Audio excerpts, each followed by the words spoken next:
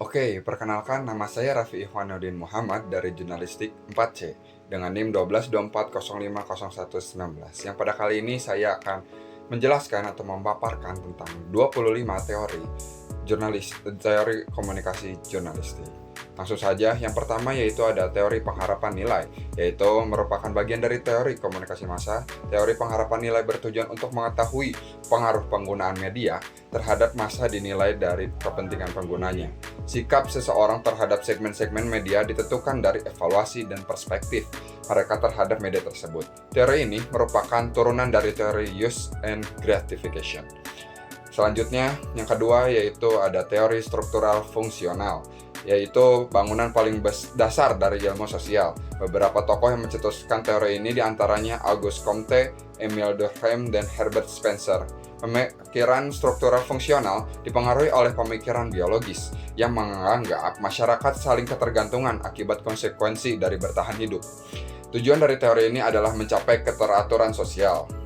Oke, untuk selanjutnya, yang ketiga yaitu teori difusi inovasi, yaitu menjelaskan bagaimana suatu inovasi disampaikan melalui saluran-saluran tertentu kepada sekelompok anggota dari sistem sosial. Rogers menjelaskan bahwa difusi adalah suatu bentuk komunikasi yang bersifat khusus dan berkaitan dengan penyebaran beberapa pesan berisi gagasan-gagasan baru.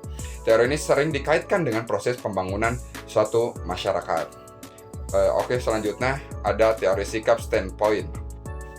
Harding dan Wood, dua teoretikus ini menjelaskan bahwa salah satu cara terbaik untuk mengetahui bagaimana keadaan dunia dimulai dari sikap atau sudut pandang wanita. Standpoint sendiri adalah sebuah tempat untuk memandang dunia sekitar. Dunia tersebut menjadi fokus perhatian dibandingkan fitur lainnya. Standpoint memiliki makna yang tidak jauh berbeda dari yang namanya perspektif. Menurut Harding, fokus bahasa dari standpoint adalah kaum wanita yang cenderung termarginalisasi. Oleh karena itu, teori ini merupakan turunan dari teori feminisme. Selanjutnya ada teori komunikasi dua tahap, yaitu teori ini didasari oleh penelitian yang dilakukan oleh Paul Lazarsfeld dan teoretikus lainnya. Teori komunikasi dua tahap membahas tentang mengenai efek media massa dan pertama kali diterapkan dan kampanye pemilihan umum 1940. Studi ini memiliki asumsi bahwa proses stimulus bekerja dalam menghasilkan efek ke media massa. Selanjutnya ada teori komunikasi administrasi. Teori komunikasi administrasi adalah proses penyampaian pesan yang dilakukan secara timbal balik antar sesama anggota gitu.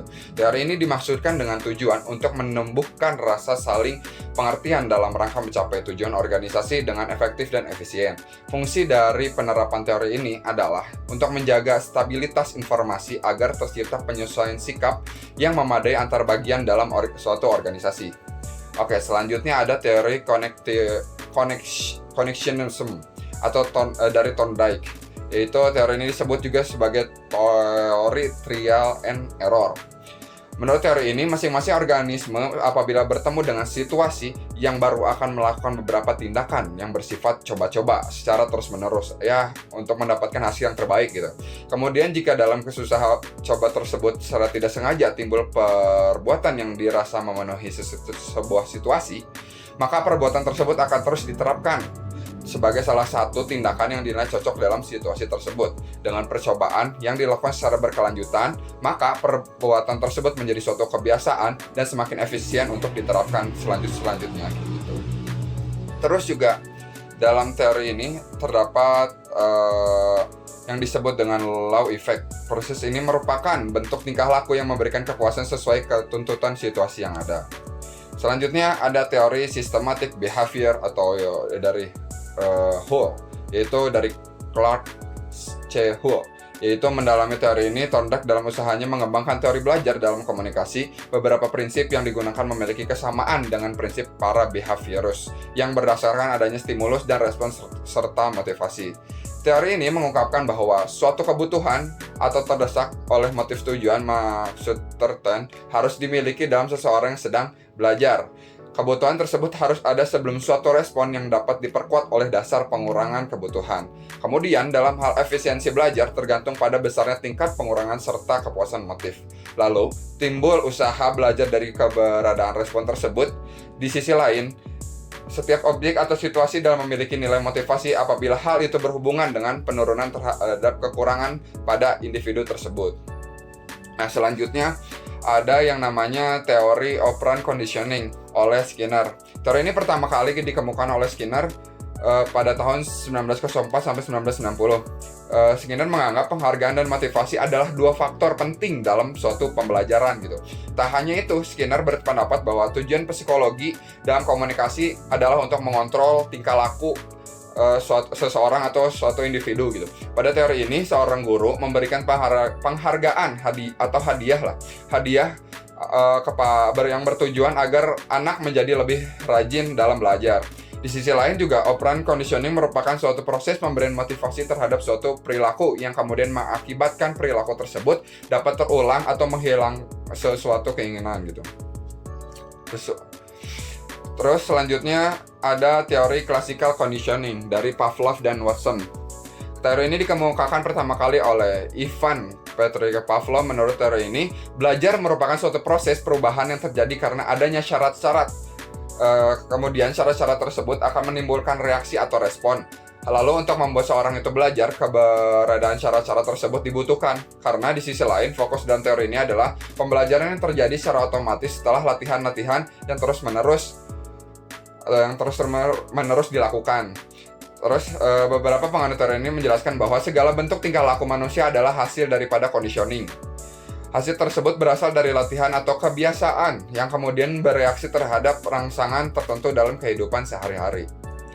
Selanjutnya ada teori standpoint sikap.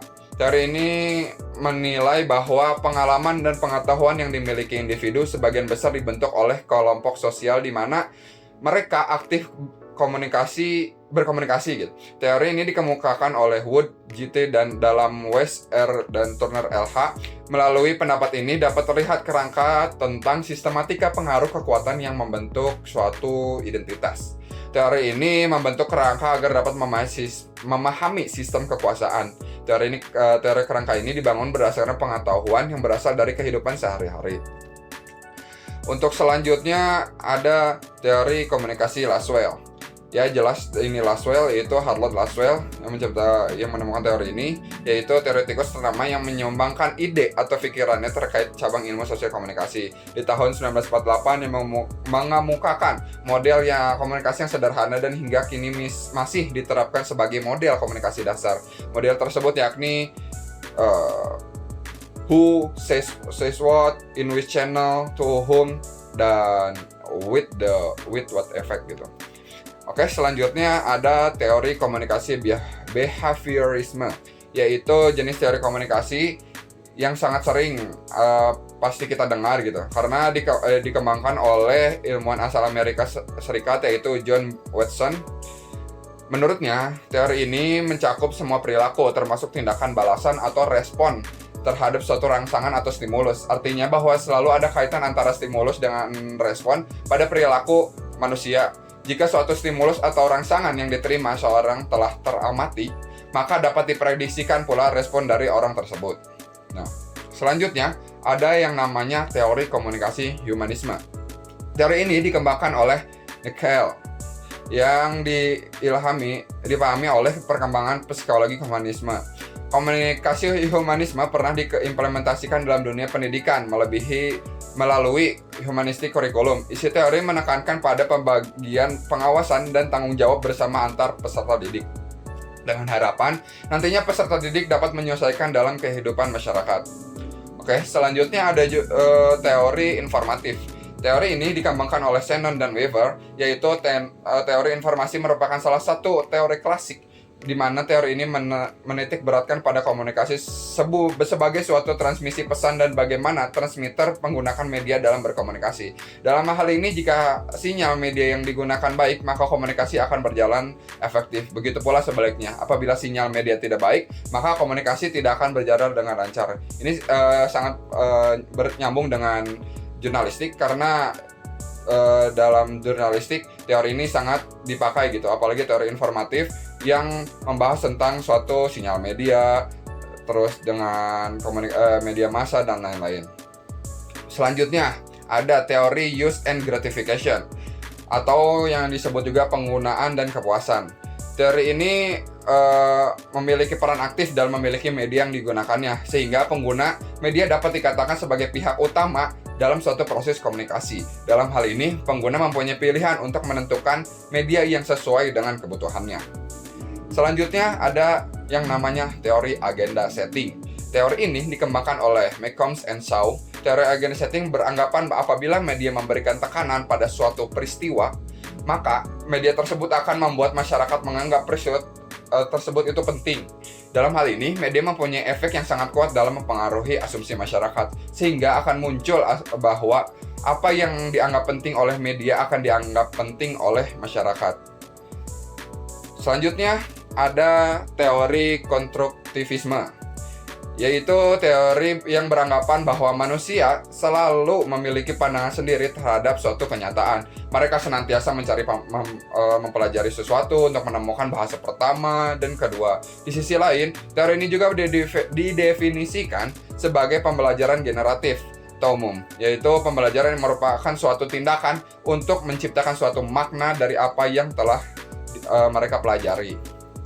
Oke, selanjutnya ada teori nativisme, yaitu teori yang berpandangan bahwa manusia satu-satunya makhluk Tuhan yang dapat berkomunikasi melalui verbal. Di sisi lain, bahasa merupakan sesuatu yang kompleks, oleh karenanya manusia senantiasa belajar untuk dapat berkomunikasi dengan makhluk Tuhan yang lain. Selanjutnya ada teori sibernetik, yaitu teori ini tergolong teori baru sejalan dengan berkembangnya teknologi informasi dan ilmu sosial. Teori sibernetik merupakan suatu sistem pengontrol yang didasarkan pada komunikasi antara sistem dengan lingkungan dan antar sistem itu sendiri. Pengontrol dari sistem berfungsi dalam memperhatikan lingkungan. Selanjutnya ada teori kognitivisme, yaitu teori yang mengedepankan proses belajar dibanding dengan hasil proses itu sendiri. Belajar tidak hanya sekadar melibatkan hubungan antara stimulus dan respon, tetapi juga melibatkan proses yang kompleks. Lebih dari itu, belajar merupakan proses perubahan persepsi dan pemahaman. Menurut aliran ini, kita bisa belajar bahwa kita belajar didasarkan atas kemampuan kita menafsirkan peristiwa atau kejadian sesuatu dalam suatu lingkungan, di mana proses tersebut terdapat 4 tahapan, yaitu asimilasi, akomodasi, diskuilibari, dan ekuilibrasi. Nah, selanjutnya ada yang namanya teori ketergantungan, yaitu fokus teori ini terletak pada kondisi struktural yang ada di masyarakat. Fokus ini sangat cenderung mudah untuk dipengaruhi oleh media massa. Teori ini dapat disematkan pada komunitas masyarakat modern, di mana pada masyarakat modern, media massa dianggap suatu hal yang sangat penting dalam mencapai tujuan beberapa proses gitu. Di antaranya yaitu proses memelihara, perubahan, serta konflik dalam tataran masyarakat dan masalah perorangan dalam suatu aktivitas sosial. Selanjutnya ada teori inokulasi, yaitu yang dimana inokulasi dapat pula disebut sebagai suntikan yang mengambil analogi pada ilmu medis. Ibaratkan orang yang tidak siap menahan penyakit, maka dia harus disuntikan vaksin untuk memperkuat daya tubuhnya gitu. Teori ini mengemukakan bahwa lebih baik membekali terbujuk dengan argumen sanggahan daripada membiarkannya tidak siap menyangkal perspektif dari si lawan bicara. Selanjutnya teori kultivasi, yaitu teori kultivasi merupakan teori komunikasi yang membahas mengenai efek dari komunikasi massa. Pandangan teori ini adalah bahwa media massa memiliki efek yang bersifat kumulatif dan lebih berdampak pada tataran sosial budaya dalam masyarakat daripada personal seseorang. Teori ini dikembangkan oleh George Gardner. Selanjutnya yaitu teori spiral of silence atau spiral keheningan, yaitu teori yang berkaitan dengan bagaimana terbentuknya suatu pendapat dari masyarakat. Spiral of Silence menjelaskan bahwa terbentuknya pendapat umum dalam masyarakat ditentukan oleh proses saling mempengaruhi komunikasi massa, komunikasi antar pribadi, dan persepsi masing-masing individu, serta hubungannya dengan pendapat orang lain dalam suatu masyarakat. Dan yang terakhir yaitu ada teori norma dan budaya. Teori ini beranjak daripada pengaruh media massa yang kuat mengenai suatu hal ataupun informasi. Hal tersebut dapat mempengaruhi kondisi sosial budaya dalam masyarakat. karena pesan dari media massa mampu mengubah norma yang ada dalam masyarakat tersebut. Di sisi lain juga mampu memperkuat norma yang ada dalam masyarakat. Lebih dari itu, mampu menciptakan norma baru dalam suatu masyarakat tersebut. Mungkin cukup sekian dari saya. Mohon maaf bila banyak kesalahan. Semoga bermanfaat juga. Billahi taufiq wal hidayah. Wassalamualaikum warahmatullahi wabarakatuh.